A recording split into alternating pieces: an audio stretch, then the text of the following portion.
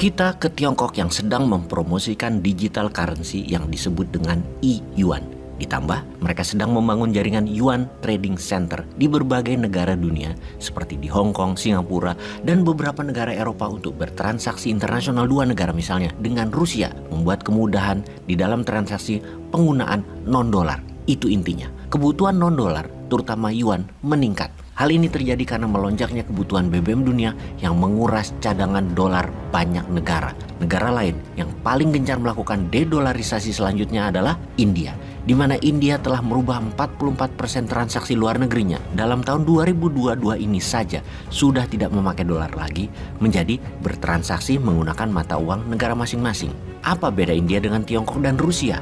Bagi India, keputusan dedolarisasi adalah keputusan ekonomi dan finance. Mana yang paling menguntungkan bagi India dan aman buat menghidupi negaranya?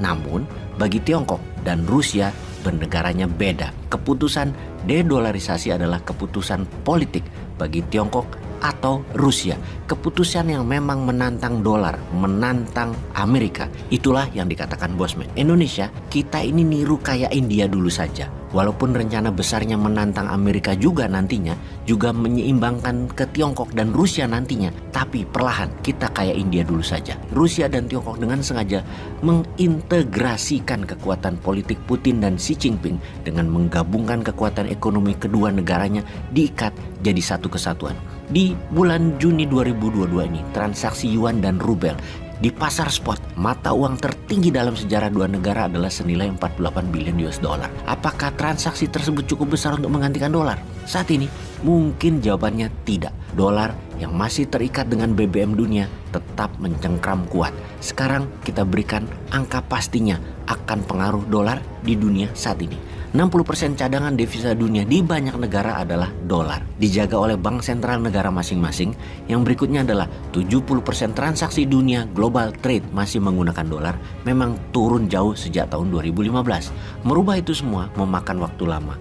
Prosesnya tidak sederhana. Misalnya impian dinaran yang menggunakan emas sebagai alat tukar, di mana dinaran merupakan GoPay-nya emas. Masih lama hal ini terjadi. Lawang pemerintahnya aja ora paham, ya ora dukung.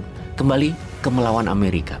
Rusia dan Tiongkok tidak bisa bekerja sendiri, karena itu mereka berencana membangun blok perdagangan seperti BRIC, di mana Tiongkok ingin menambah anggota BRIC lagi dengan membuka diri menawarkan Argentina, Mesir, Saudi, Turki untuk menjadi bagian transaksi adil dan non-dolar. Bagaimana dengan Indonesia yang masih belum dianggap sejajar oleh mereka? Masih lemah diplomasinya, masih tidak ada produk unggulan dari Indonesia, atau diplomasi luar negerinya masih belum mumpuni.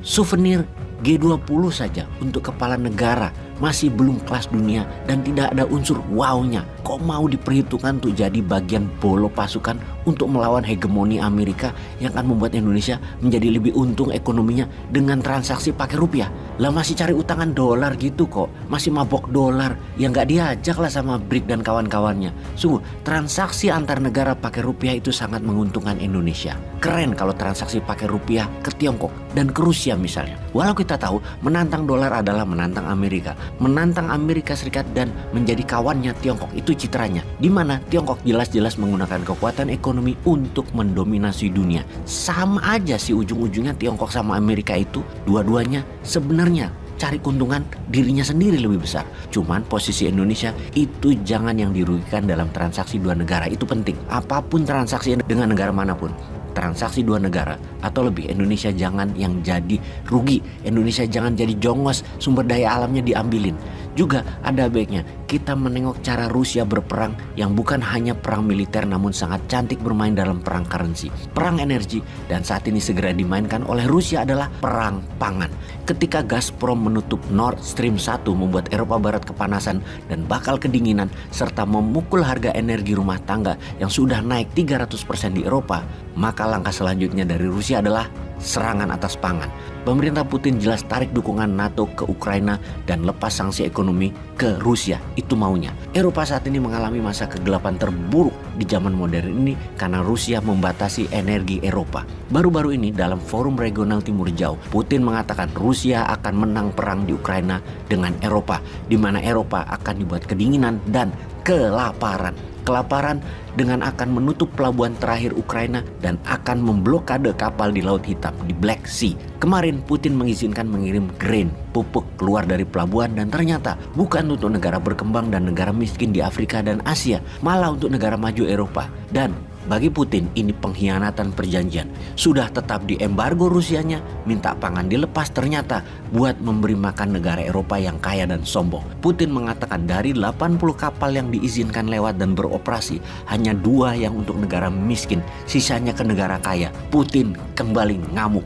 Dia menghubungi Erdogan baru-baru ini karena tujuan membuka jalur pangan adalah untuk negara berkembang dan negara miskin, di mana hasilnya bisa ketebak seperti Gazprom, pengendali gas. Maka Black Sea kembali akan dicekik oleh Rusia. Efek dari pembatasan ini selain negara Eropa, ada 3 negara yang berefek langsung dalam deal 80 kapal pengiriman pangan tersebut adalah Korea Selatan, Mesir, dan Jepang. Sisanya buat negara Uni Eropa. Dan ini melanggar perjanjian pangan Ukraina, Rusia, Turki, dan United Nations PBB. Rusia akan walk out, menarik diri mulai September ini. Dan ketika berita ini menyebar, harga-harga pangan di Eropa naik 5-10%. Padahal dalam 6 bulan ini harga sudah naik 30%-an. Sebentar lagi Eropa akan merasakan kelangkaan pangan.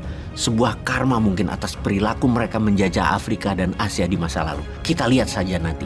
Ura!